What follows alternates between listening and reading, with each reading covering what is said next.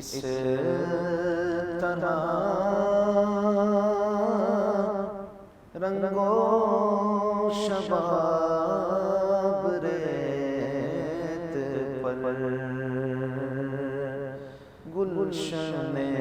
فاطمہ۔ اللهم رب اشرح لي صدري ويسر لي امري واحلل عقدة من لساني يفقهوا قولي نحمده ونصلي ونسلم على رسوله الكريم اما بعد فاعوذ بالله من الشيطان الرجيم بسم الله الرحمن الرحيم۔ حمد و صلات کے بعد معزز و مکرم محتشم سامعین حاضرین، السلام علیکم ورحمۃ اللہ وبرکاتہ۔ ماہ محرم الحرام کا عظیم الشان مہینہ ہمارے درمیان جلوہ گر ہے، اور اس مہینے کی بڑی برکتیں اور عظمتیں ہیں، اور خاص طور پر اس مہینے کی 10 تاریخ کو دین اسلام سے بڑی ایک خاص نسبت حاصل ہے۔ اب دیکھیے، بیت اطہار کی محبت اسلام کا لازم جز ہے، یوں سمجھ لیں۔ وہ پاکیزہ، عظیم اور بابرکت ہستیاں کہ جن کی پاکی کا اللہ تعالیٰ قرآن پاک میں بیان پر فرماتا ہے کہ انما یرید اللہ لیذھب عنکم الرجس اہل البیت، اے نبی کے گھر والوں، کہ سوائے اس کے نہیں کہ تمہارے پاس ناپاکی نہیں آ سکتی، وَيُطَهِّرَكُمْ تَطْهِيرًا، اور اللہ تعالیٰ نے تمہیں پاک اور صاف ستھرا کر دیا۔ اہل بیت اطہار وہ عظیم ہستیاں ہیں جنہیں اللہ سبحانہ وتعالیٰ نے پاک اور صاف ستھرا کیا ہے، اور 10 محرم الحرام کو ایک خاص نسبت امام حسین رضی اللہ تعالیٰ عنہ سے ہے۔ تو اس درس کربلا یہی ہے، امام حسین رضی اللہ تعالیٰ عنہ کی محبت کا درس یہی ہے کہ ہم دین کی اور دین اسلام کی صحیح روح کو سامنے رکھیں اور اس پر خود بھی عمل کریں اور دوسروں کو بھی اس طرف لے کر آئیں۔ ایک شخص ہے جو اہل بیت اطہار کی محبت کا دم بھرتا ہے لیکن اس کے ظاہر سے نظر نہیں آتا، تو وہ اپنے کردار میں جھوٹا ہے، اپنی زبان میں جھوٹا ہے۔ سچا کیا ہے؟ جب بھی دعویٰ کیا جائے تو اس کی دلیل ہو، اور وہ دلیل کیا ہے؟ عمل سے ہو، کیونکہ عمل سے بنتی ہے زندگی، جنت بھی جہنم بھی، یہ خاکی اپنی فطرت میں نہ نوری ہے نہ ناری ہے۔ کہ اس دن اہل بیت اطہار کی جو قربانیاں ہیں، اگر مسلمانان دنیا اس کا کفارہ ساری زندگی بھی ادا کرتے رہیں تو نہ کر سکیں گے۔ وہ قربانیاں ہیں کہ جس کے بارے میں ہمارے اسلاف نے کہا تھا کہ قتل حسین اصل میں مرگ یزید ہے، اسلام زندہ ہوتا ہے ہر کربلا کے بعد۔ عزیز دوستوں، وہ شخص مسلمان ہی نہیں جس کے دل میں اہل بیت اطہار کی محبت نہ ہو، اہل بیت اطہار کی مودت نہ ہو، اہل بیت اطہار سے عشق نہ ہو، وہ مسلمان ہی نہیں۔ اور خاص طور پر اللہ سبحانہ وتعالی قرآن پاک میں اہل بیت اطہار کے ساتھ والہانہ محبت، عقیدت، احترام کا درس دے رہا ہے۔ سنیے، اللہ تعالیٰ نے قرآن پاک میں ارشاد فرمایا، جہاں نبی رحمت شفیع معظم صلی اللہ تعالیٰ علیہ وآلہ وسلم کی زبان مبارکہ سے کہ قُلْ لَا أَسْأَلُكُمْ عَلَيْهِ أَجْرًا، کہ پیارے حبیب آپ ان سے فرما دیجئے کہ میں کسی اجر کا تم سے سوال نہیں کرتا، جو میں نے تمہیں دین سکھایا ہے، جو تم پر میں نے اللہ سبحانہ وتعالیٰ کا کلام پڑھا ہے، اور تم کفر و شرک میں بھٹک رہے تھے، تمہیں راہ ہدایت کی طرف لے کر آیا ہوں، اور تمہیں سیدھی راستے پر صراط مستقیم پر چلایا ہے، اس کا میں تم سے کسی اجر کا سوال نہیں کرتا، إِلَّا الْمَوَدَّةَ فِي الْقُرْبَى، ہاں اگر تم چاہتے ہو کہ مجھے کچھ اجر ملے تو میرے قرب یعنی میرے اہل بیت سے محبت کرو، میرے قریبیوں سے محبت کرو۔ تو جو اہل بیت سے محبت کرتا ہے وہ در حقیقت نبی رحمت صلی اللہ علیہ وآلہ وسلم کی ہی محبت کا دم بھرتا ہے۔ اہل بیت اطہار کی جو قربانیاں ہیں اور جو انہوں نے میدان کربلا میں قرآن مجید فرقان حمید کا جو اللہ سبحانہ وتعالیٰ کی طرف سے حکم اور پھر اس حکم کو عملی جامہ پہنایا، یعنی قرآن مجید فرقان حمید ایک تھیوری ہے اور اس کا پریکٹیکل اگر دیکھنا ہے تو وہ اہل بیت اطہار کی زندگیاں ہیں۔ اور اس کا پورا اگر آپ ملاحظہ کریں تو وہ کربلا کی تپتی ہوئی ریت ہے۔ آئیے چند اشعار ان کو خراج عقیدت پیش کرتے ہیں کہ جن کی وجہ سے آج ہمارے درمیان اسلام کا صحیح اور درست چہرہ ہمارے درمیان موجود ہے، جنہوں نے عزیمت کے راستے کو اختیار کیا، رخصت کے راستے کو چھوڑا۔ وہ چاہتے تو یزید کی اگر بیعت کر لیتے تو یزید انہیں بہت نوازتا، ان کی تعظیم و تکریم میں کوئی کسر نہ چھوڑتا، ان کے ہاتھ پاؤں چومنے والے بھی بہت ہوتے، ان کی واہ واہ کرنے والے بھی بہت ہوتے، لیکن انہوں نے اس رخصت کے راستے کو چھوڑا اور عزیمت کے راستے کو اختیار کیا تاکہ ہمارے سامنے دین اسلام کا صحیح راستہ، صحیح چہرہ موجود ہو۔ تو ان کی بارگاہ میں خراج عقیدت پیش کرنے کے لیے مولانا حسن رضا خان صاحب کا بڑا خوبصورت کلام ہے، اسے سماعت کیجئے، انشاءاللہ آپ کو بڑا لطف آئے گا۔ اور در حقیقت یہ اہل بیت کی محبت ہی ہے کہ جو جب ہمارے دلوں میں زیادہ ہوگی تو نبی رحمت شفیع معظم صلی اللہ علیہ وسلم کی خاص نگاہ کرم بھی ہم پر ہوگی۔ آپ فرماتے ہیں باغ جنت کے بہرے مدح خانے اہل بیت، باغ جنت کے بہرے مدح خانے اہل بیت، تم کو مجدہ نار کا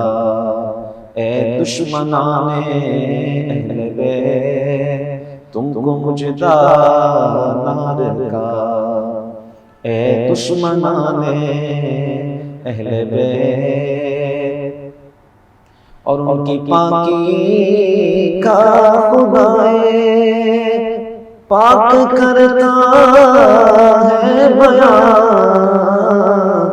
ان کی پاکی کا خدائے پاک کرتا ہے بیان، آیت تطہیر سے ظاہر ہے شان اہل بیت، آیت تطہیر سے ظاہر ہے شان اہل بیت، اور بے اجازت جن کے گھر جبریل بھی آتے نہیں، بے اجازت جن کے گھر جبریل بھی آتے نہیں، قدر والے جانتے ہیں قدر و شان اہل بیت، قدر والے جانتے ہیں قدر و شان اہل بیت،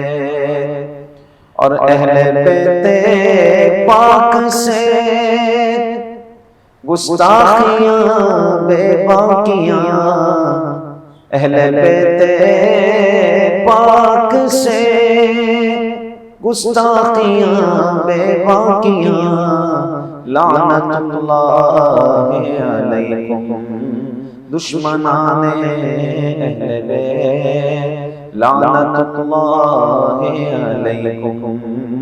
دشمنان اہل بیت، اور بے ادب گستاخ فرقے کو سنا دے حسن، بے ادب گستاخ فرقے کو سنا دے اے حسن، یوں کہا کرتے ہیں سنی داستان اہل بیت، یوں کہا کرتے ہیں سنی داستان اہل بیت، باغ جنت کے ہیں بہرے مدح خانے اہل بیت، تم کو مجدہ نار کا اے دشمنان اہل بیت۔ ہمارا کردار ہے، آج ہم زبانی تو اہل بیت اطہار کی محبت قدم کرتے ہیں، لیکن ہمارے اعمال میں اہل بیت اطہار کی محبت نظر نہیں آتی۔ حضرت امام حسین رضی اللہ تعالیٰ عنہ کا جو کربلا والا واقعہ ہے، پورے واقعے کا مشاہدہ کریں تاریخ کے اوراق بھرے ہیں، اور تاریخ میں رت و یابس بھی ہوتا ہے، اس میں بہت ساری جھوٹی روایات بھی موجود ہیں، لیکن ظاہر سی بات ہے ایک سچا اور سچی بات یہ ہے کہ حضرت امام حسین رضی اللہ تعالیٰ عنہ وما رفقا کربلا کے تپتے ہوئے ریگستان پر شہید کر دیے گئے۔ اب اس سے بڑھ کر تو کوئی سچ نہیں ہو سکتا۔ تو عزیز دوستوں، ہم ذرا غور و فکر کریں، سوچیں سمجھیں کہ اہل بیت اطہار نے اتنی بڑی قربانی کیوں دی؟ اہل بیت اطہار نے اس راستہ عظیمت کو کیسے اختیار کیا اور کیوں اختیار کیا؟ جب ہم غور و فکر کریں گے تو ہمیں بہت سارے معاملات کی سمجھ آ جائے گی۔ اہل بیت اطہار نے اس راستے کو اس لیے اختیار کیا کہ یزید کی بیعت کا مطالبہ کیا جا رہا تھا۔ وہ یزید جو فاسق و فاجر تھا، جو شرابی تھا، جو بدکار تھا، اور سب سے بڑھ کر جو گستاخ تھا، تو اس کی بیعت کا مطالبہ بار بار کیا جا رہا تھا۔ حضرت امام حسین رضی اللہ تعالیٰ عنہ اگر اس کی بیعت کر لیتے، وہ یقیناً آپ کو بڑا نوازتا، دنیاوی جاہ و منصب جو آپ مانگتے وہ آپ کو دیتا، مال و متاع سے خوب نوازتا اور خوب آپ کی تعظیم اور تکریم کرتا، لیکن اس کے بدلے میں آپ کی بیعت سند ہو جاتی اس کے ہر برے کام کی۔ وہ ہر غلط کام کرتا تو آپ کی بیعت کو سند کے طور پر پیش کرتا۔ دوسرا راستہ یہ تھا کہ آپ اس کی بیعت کو ٹھکرا دیں، اور یہ عظیمت کا راستہ تھا۔ جس دن آپ کو اس کی بیعت کا کہا گیا، آپ نے اسی دن مدینہ منورہ چھوڑا اور مکہ تشریف لے آیا۔ مکہ میں جب پہنچے تو وہاں پر عراق سے اور شام سے اور کوفہ سے خطوط آئے، اور ان میں جو عبارات درج ذیل تھیں، جو عبارات درج تھیں، ان میں جو لکھا ہوا تھا وہ یہ لکھا ہوا تھا کہ آپ اگر نہیں آئیں گے تو کل ہم بروز محشر اللہ کی بارگاہ میں حاضر ہوں گے، اور اللہ کی بارگاہ میں ہم یہ پیش کریں گے کہ ہم نے تو کہا تھا لیکن امام تشریف نہ لائے۔ جب انہوں نے اتنی زبردست طریقے سے آپ کو بلایا، آپ نے حضرت امام مسلم بن عقیل کو ان کی طرف بھیجا۔ پہلے تو انہوں نے وفاداری کی، لیکن بعد میں انہوں نے بے وفائی کی، اور اس کے بعد امام حسین رضی اللہ تعالیٰ عنہ بھی وہاں تشریف لے گئے۔ جب اس مقام پر پہنچے تو راستے میں حضرت بن یزید ریاحی جو یزیدی لشکر کی طرف سے اس وقت آئے تھے، لیکن بعد میں سیدنا امام حسین رضی اللہ تعالیٰ عنہ کے دست پر توبہ کر کے پھر آپ کی طرف سے لڑتے ہوئے جام شہادت نوش کیا۔ اس کے بعد جو ہے اہل بیت اطہار کی تمام عظیم ہستیاں اور اپنے ارد گرد کے رہنے والے رفقا کے ساتھ، جن میں جلیل القدر اور عظیم ہستیاں موجود تھیں، سوائے حضرت امام زین العابدین جو بیمار ہیں، اور ایک حضرت امام حسن مثنی، یہ چھوٹی عمر میں تھے، ان دونوں کے علاوہ تمام کے تمام جتنے بھی آپ کے رفقا تھے سب کو شہید کر دیا گیا۔ اور سب سے پھر اس کے بعد یہ ہوا کہ تمام شہداء کی گردنوں کو جسموں سے جدا کیا گیا، اور اس کے بعد میزوں پر چڑھایا گیا۔ کسی نے بڑا خوب کہا کہ یہ گردن کسی کے آگے نہ جھکی تھی، سر کٹنے کے بعد بھی سر بلند ہے، کہ وہ عظیم مقام اسے حاصل ہے۔ اور اس کے بعد یہ تمام معاملہ ہوا کہ یزید کے پھر دربار میں گئے، ابن زیاد کے دربار میں اہل بیت اطہار کی پاکیزہ بیویوں کو بازاروں میں گھمایا گیا، اور ایک بڑی ظلم کی داستان ہے جسے یہاں بیان نہیں کیا جا سکتا۔ اہل بیت اطہار کے ساتھ اگر محبت ہے، ان کی محبت کا ہرگز عمل یہ نتیجہ یا ہرگز یہ بات یہ مطلب نہیں ہے، اہل بیت اطہار کی محبت کا ہرگز یہ مطلب نہیں ہے کہ ان کے غم کو بار بار یاد کر کے اپنا ماتھا پیٹا جائے، اپنا گریبان چاک کیا جائے، یا اپنے رخسار کو مارا جائے، بالکل نہیں۔ بلکہ اہل بیت اطہار کے غم کا مطلب یہ ہے، ان کی سیرت کو یاد کرنے کا مطلب یہ ہے کہ انہوں نے قربانی کیوں دی تھی، دین اسلام کے لیے دی تھی، نماز کے لیے دی تھی، زکوٰۃ کے لیے دی تھی، انہوں نے جو قربانی دی تھی دین کے صحیح چہرے کے لیے دی تھی، دین اسلام کی سربلندی کے لیے دی تھی، انہوں نے اس لیے دی تھی تاکہ لوگوں کو معلوم ہو کہ ظالم کے آگے کلمہ حق کیسے بلند کیا جاتا ہے۔ اگر امام حسین یہ قربانی نہ دیتے تو ہمارے سامنے جو آج اسلام کا جو رخ ہے وہ رخ نہ ہوتا، وہ چہرہ نہ ہوتا، مسخ شدہ اسلام ہوتا۔ یہ امام حسین رضی اللہ تعالیٰ عنہ کی قربانی کا یہ ثمرہ ہے، یہ نتیجہ ہے کہ آج ہمارے سامنے یہ اسلام کا یہ رخ موجود ہے۔ بسم اللہ الرحمن الرحیم، قل لا اسألکم علیہ اجرا الا المودۃ فی القربى۔ اللہ سبحانہ وتعالی نے اس آیت مبارکہ میں ارشاد فرمایا ہے، پیارے حبیب آپ فرما دیجئے میں اس تبلیغ پر تم سے کوئی اجرت نہیں مانگتا مگر میری قرابت اور میرے قریبی رشتہ داروں سے محبت۔ یعنی اس کا مطلب یہ ہے کہ جو دین نبی رحمت شفیع معظم صلی اللہ علیہ وآلہ وسلم نے سکھایا تھا،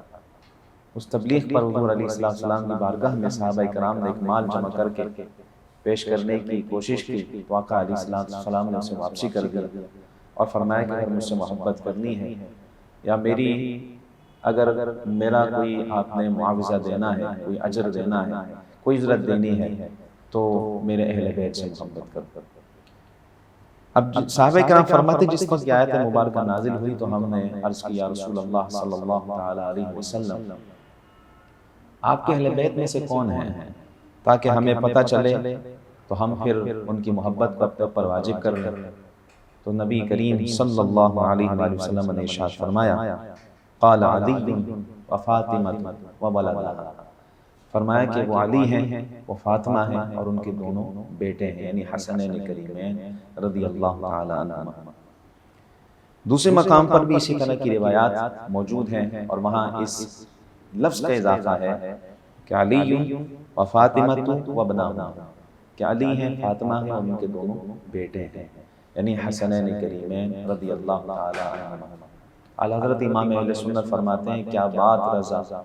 اس چمنستان کرم کی، کیا بات رضا اس چمنستان کرم کی، زہرا ہے کلی جس میں حسین اور حسن پھول۔ تو اہل بیت اطہار کی محبت واجب ہے اور یہ ایمان کی سلامتی کا جز ہے، اور ایمان کی سلامتی کے لیے ایک بہت بڑی سمجھیں کہ ایمان کی سلامتی اگر آپ چاہتے ہیں تو اہل بیت اطہار کے دامن کو تھام کر رکھیں۔ نبی رحمت شفیع معظم صلی اللہ علیہ وآلہ وسلم نے ارشاد فرمایا کہ میں تمہارے درمیان دو چیزیں چھوڑ کر جا رہا ہوں، ایک کتاب اللہ یعنی اللہ کی کتاب قرآن مجید، اور دوسری فرمایا دوسری چیز اہل بیت اطہار کی محبت، اہل بیت اطہار کی مودت، اہل بیت اطہار اپنی اولاد چھوڑ کر جا رہا ہوں، انہیں مضبوطی سے تھامنا، جنہوں نے انہیں مضبوطی سے تھام کر رکھا وہ نجات پا گئے۔ قرآن مجید تھیوری ہے، قرآن مجید تھیوری ہے، اس کے احکامات تھیوری ہیں، اور اگر اس کا پریکٹیکل دیکھنا ہے تو اہل بیت اطہار کی زندگیاں ہیں، وہ کربلا کا تپتا ہوا ریگستان ہے۔ آپ دیکھیں اللہ تعالیٰ نے سخاوت کا حکم دیا قرآن پاک میں، تو اہل بیت اطہار جب میدان کربلا میں آتے ہیں وہاں امام حسین سخاوت کا پہاڑ نظر آتا ہے۔ اگر اللہ سبحانہ وتعالی نے شجاعت کا حکم دیا تو اہل بیت اطہار کی زندگیاں ہم دیکھیں، امام حسین رضی اللہ تعالیٰ عنہ میدان کربلا میں تنے تنہا ہیں اور سامنے ہزاروں کا لشکر ہے، لیکن جب یہ آپ کے ہاتھ میں تلوار ذوالفقار ہے، آپ کے جو سر پر امامہ ہے وہ نبی رحمت شفیع معظم صلی اللہ علیہ وسلم کا ہے، اور آپ کے جو کمر پر پٹکا بندھا ہوا ہے وہ آپ کے بھائی کا ہے، تو آپ دیکھیے پھر ہاتھ میں تلوار ذوالفقار ہو، یہ وہی تلوار ہے کہ جو بدر کے میدان میں چلتی تھی تو آواز آتی تھی لا فتح الا علی لا سیف الا ذوالفقار، کہ علی جیسا جوان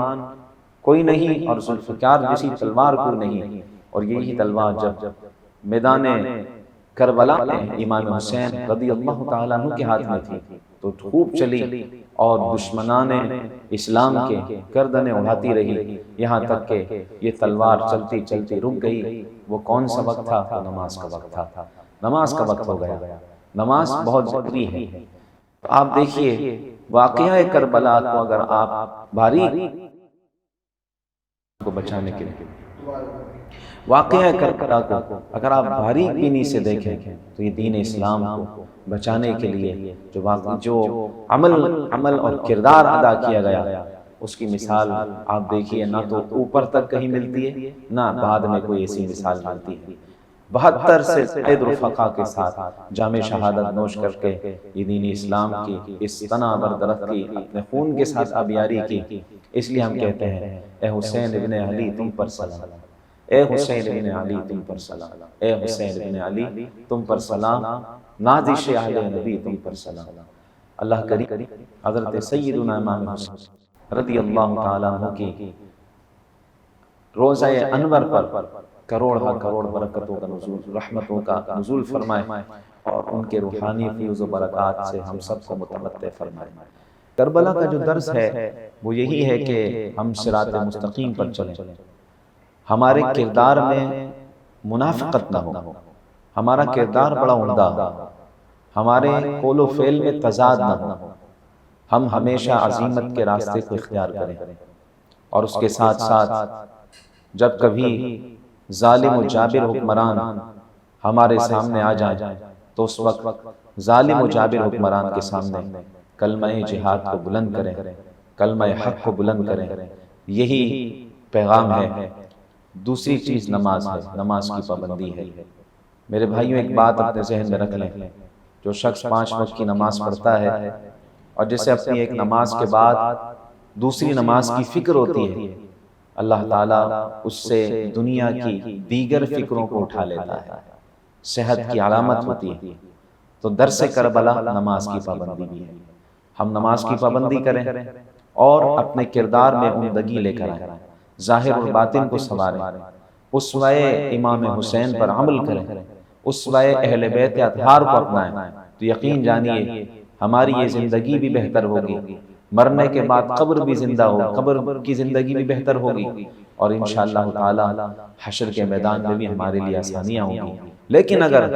ہم زبان سے تو کہتے رہے کہ ہمارا اہل بیت اطہار کے ساتھ بڑا محبت کا رشتہ ہے، لیکن ہمارا کردار یہ ہوا کہ ہم چیزوں میں ملاوٹ کرنے والے ہوں، ہم جھوٹ بولنے والے ہوں، ہم دھوکہ دینے والے ہوں، ہم ماں باپ کی نافرمانیاں کرنے والے ہوں، ہم گالی گلوچ ہماری زبان سے نکلتی ہوں، ہم لوگوں کے لیے مصیبتیں اور پریشانیاں پیدا کرنے والے ہوں، اور اس کے ساتھ ساتھ ہم نقصان پہنچانے والے ہوں، ہم زبان سے یا اپنے کردار سے یا اپنے عمل سے، یا ہم کسی کا مال غصب کرنے والے ہوں، کسی کا حق مارنے والے ہوں، تو یہ ہماری محبت سچی محبت نہیں ہے، یقیناً یہ جھوٹی محبت ہے۔ اور سچی محبت کیا ہے وہ میں آپ کے سامنے بیان کر چکا ہوں۔ اللہ تبارک و تعالی ہم سب کو اہل بیت اطہار سے سچی کامل محبت کرنے کی توفیق عطا فرمائے، اور پھر دیکھیے جب آپ اس طرح اہل بیت اطہار سے محبت کا اظہار کریں گے تو رسول پاک صلی اللہ علیہ وآلہ وسلم بھی ہم سے خوش ہوں گے، جب حضور علیہ السلام ہم سے خوش ہوں گے تو یقیناً اللہ سبحانہ وتعالی بھی ہم پر رحم فرمائے گا۔ سے حسین آپ کو میں جو کہوں تو بے ادب تر سے حسین آپ کو میں جو کہوں تو بے ادب لم سے لبے حسین کو ترسا ہے آب ریت پر، لم سے لبے حسین کو ترسا ہے آب ریت پر۔ آل نبی کا کام تھا، آل نبی کر گئے، آل نبی کا کام تھا آل نبی